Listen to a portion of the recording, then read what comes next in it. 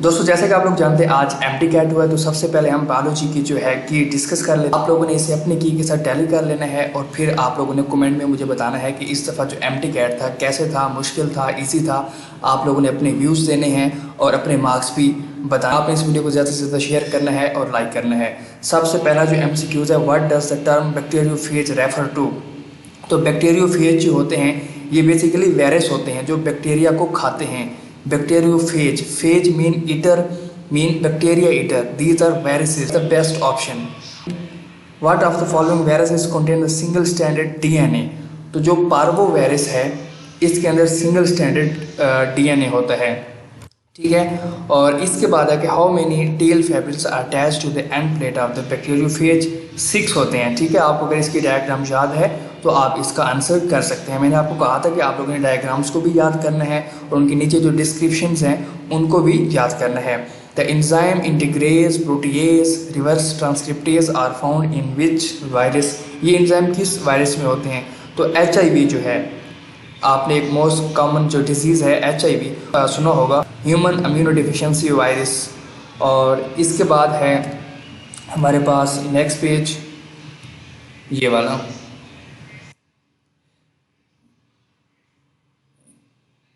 तो इसमें हम देखते हैं कि क्या है, सेल वॉल में भी absent in which of the following. किस में सेल वॉल प्रेजेंट नहीं होती? तो प्लांट, एल्गी, फिंजाई और बैक्टीरिया। तो भाई इसका मुझे भी आंसर जो है कंफर्म नहीं है, ठीक है। तो आप लोग इसका आंसर मुझे कमेंट में बताएंगे क्वेश्चन 16 का, ठीक है। और इसके बाद structure form by the invagination of plasma membrane and involve in the cell division and the DNA replication of prokaryotic cell, तो मीजोसोम्स, ठीक है। और इसके बाद है कि which of the following are the single membranous organelle. यार इसका आंसर ना वेरी इजी, क्योंकि इसमें आपका जो अल्फा इसमें माइटोकॉन्ड्रिया है, बीटा में भी माइटोकॉन्ड्रिया है और आपके डेल्टा में भी माइटोकॉन्ड्रिया है। और एवरीवन नो के माइटोकॉन्ड्रिया में डबल लेयर होती है। तो इसीलिए आप जो चार्ली ऑप्शन है, Golgi bodies, lysosome and ER, ये इसका बेस्ट ऑप्शन है। Movement of the molecule against the concentration gradient is active. Active mean कि उसके लिए एनर्जी चाहिए। एक बंदा एक्टिव है उसके लिए उसे एनर्जी चाहिए। तो एक्टिव जो होती है वो अगेंस्ट द ग्रेडियंट है जिसके लिए हमें needs energy.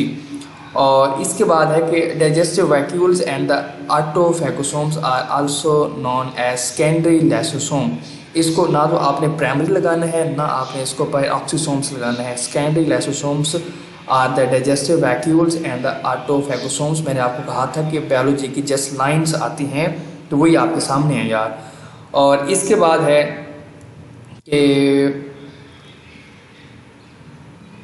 The cell wall of the bacteria is made up of chitin, cellulose और हेमीसेलुलोज एंड म्यूरिन। तो बैक्टीरिया की जो सेल वॉल होती है वो पेप्टाइडोग्लाइकेन से मिलकर बनी होती है, that is known as murein. तो इसका ऑप्शन है murein. Which one of the following is common in both prokaryotes and the eukaryotic cell. क्या दोनों में कॉमन होता है? राइबोसोम। एक में 70S है, एक में 80S है। यूकैरियोट्स में 80S है और प्रोकैरियोट्स में 70S राइबोसोम होता है, ठीक है। बाकी जितने भी ऑर्गेनेल्स हैं वो एब्सेंट होते हैं प्रोकैरियोट्स में। There is no clear difference between the dendrites and the axons in the sensory neurons except length। आपको पता है कि जो एक्सॉन्स होते हैं वो लेंथ में बड़े होते हैं, जबकि जो डेंड्राइट्स होते हैं वो लेंथ में क्या होते हैं, शॉर्ट होते हैं। तो इसका ये बेस्ट ऑप्शन है मेरे ख्याल से, ठीक है। इसके बाद है कि neurotransmitters active outside the CNS, वो है एसिटाइल कोलिन जो कि एक्टिव है outside the CNS। Hormone that plays a major role in the social bonding, child birth, milk ejection. यहाँ जो मिल्क इजेक्शन है ना, इससे स्टूडेंट्स जो हैं काफ़ी कंफ्यूज हुए होंगे कि इसमें प्रोलैक्टिन आना चाहिए जो कि मिल्क इजेक्शन करवाता है ये हो या प्रोडक्शन के लिए। तो भाई जब आपने देखना कि इसमें चाइल्ड बर्थ भी आ रहा है, ठीक है, और बॉन्डिंग भी आ रहा है, तो भाई इसमें ऑक्सीटोसिन जो है ये इसका बेस्ट ऑप्शन है। इसके बाद है कि hormones produce by placenta is progesterone. जो प्रोजेस्टेरोन है वो प्लेसेंटा से प्रोड्यूस होता है। जब प्लेसेंटा डेवलप हो जाता है अर्ली मतलब वीक्स में, तो प्रोजेस्टेरोन प्रोड्यूस करता है जो कि प्रेगनेंसी को मेंटेन करता है और जो मिस कैरी जो है वो नहीं होने देता ये। और इसके बाद नेक्स्ट पेज हमारे पास है ये वाला, जिसमें हम देखेंगे क्वेश्चन 5। और फिर हम देखते हैं कि what is the end product of the glucose by the yeast in the anaerobic respiration.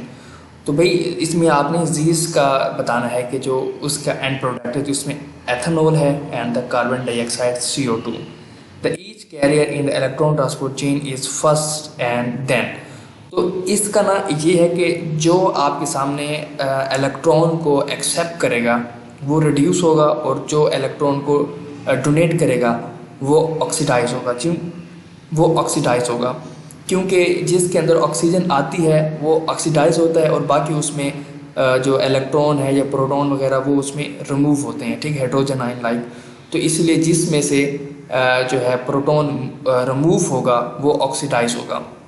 तो इसका आंसर जो है मुझे कंफर्म नहीं है, ये भी आप लोग कंफर्म कर सकते हैं। इसका या तो चार्ली होगा या फिर डेल्टा होगा, ठीक है, और इसमें ऑप्शन नहीं हो सकता। इसके बाद है कि electron transport chain is explain the mechanism of ATP synthesis, क्योंकि इसमें आपको पता है कि ATP को प्रोड्यूस किया जाता है, तो इसकी जो सिंथेसिस है इसका ये एक मैकेनिज्म है। What is the colour of the chlorophyll B molecule? तो इसका है येलो ग्रीन, B ऑप्शन है, ठीक है, येलो ग्रीन। डार्क ग्रीन भी नहीं है, रेडिश ग्रीन भी नहीं है, ब्लूइश ग्रीन भी नहीं है, yellow green is the colour of the chlorophyll B, ठीक है। और इसके बाद है upon initial hydrolysis starch yields. तो इसका ऑप्शन जो आपका होता है, मतलब स्टार्च, इससे ग्लूकोज भी प्रोड्यूस होता है एंड माल्टोज भी प्रोड्यूस होता है। तो क्वेश्चन है कि इनिशियल हाइड्रोलिसिस पे क्या होता है, तो इसका भी आप लोगों ने मुझे कंफर्म करके नीचे बताना है, और बाकी जो स्टूडेंट्स हैं वो भी इसको कंफर्म कर लेंगे। Human bone cell contain how much percentage of water? तो 25% होता है, क्योंकि इधर 20% का ऑप्शन है, तो आपने 20% पे क्लिक करना है। 20% जो है वाटर प्रेजेंट होता है।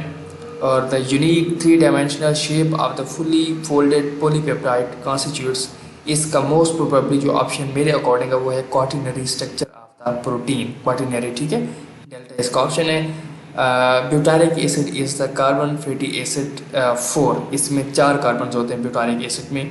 And which of the following is the conjugated molecule? Conjugated molecule वो होते हैं जो कि दो या तीन के मिलने से बनते हैं, लाइक लाइपोप्रोटीन्स, ग्लाइकोप्रोटीन्स, ठीक है।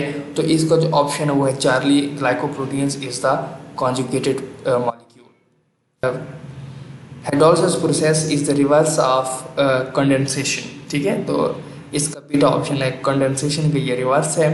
प्रोटीन्स आर द मेन खालिज of the cell, functional component of the cell है प्रोटीन्स। डिफरेंट फंक्शंस में प्रोटीन्स का रोल प्ले है, लाइक एंजाइम्स।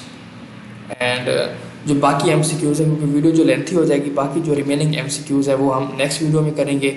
हाफ MCQs हमारे इस वीडियो में हो गए। दोस्तों आप इस वीडियो को ज़्यादा से ज़्यादा शेयर करें, लाइक करें, और अगर चैनल पर नहीं हो तो इसे ज्वाइन करें। Thanks for watching.